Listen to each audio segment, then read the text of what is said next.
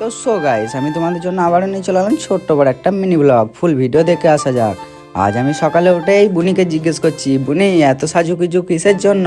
বলছে আজ আমার স্কুলে আছে বসন্ত উৎসব, আমি নাচ নিয়েছি। তাই বুনিকে বললাম একটু নেচে দেখাও, কি করে স্কুলে নাচবে। তাই বুনি তিরিং বিরিং তিরিং বিরিং তিরিং বিরিং করে আমাদেরকে নেচে দেখিয়ে দিল। কিন্তু সব থেকে বড় ব্যাপার হচ্ছে এরকম তিরিং বিরিং করে নাচেনি, খুব সুন্দর নাচছিল দেখো।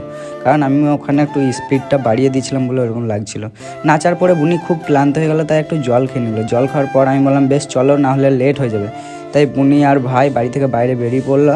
আমিও বাইরে বের হলাম, গাড়িটাকে ঘুরিয়ে গাড়ির উপরে ওদেরকে চাপিয়ে এরপর ওদেরকে স্কুলে খুব তাড়াতাড়ি পৌঁছে দিতে হবে। কারণ আমি হচ্ছি বড় দাদা, আমার একটা দায়িত্ব আছে। আর তোমরা তো জানো যে আমি ছোট থেকেই খুব দায়িত্ববান ছেলে বা দায়িত্ববান মানুষ। আমি খুব সুন্দর করে দায়িত্ব পালন করতে পারি। তাই আমি গাড়িটাকে ঘোরাচ্ছি দায়িত্ব পালন করার জন্য। তাই আমি গাড়িটাকে ঘোরাতে যে আমার জান খারাপ হয়ে গেল, কি বলবো, যে গায়ে 2 কিলো গোশ নাই, মানে একদম সেই শুকনো জান, আমার কিচ্ছু নাই, সব শেষ হয়ে গেছে। তাই খুব কষ্ট করে গাড়িটাকে ঘুরিয়ে স্টার্ট করে বুনিকে চাপালাম। বুনির পিছনে ভাইও চেপেছে, তোমরা ক্যামেরাতে ভাইকে দেখতে পাচ্ছ না।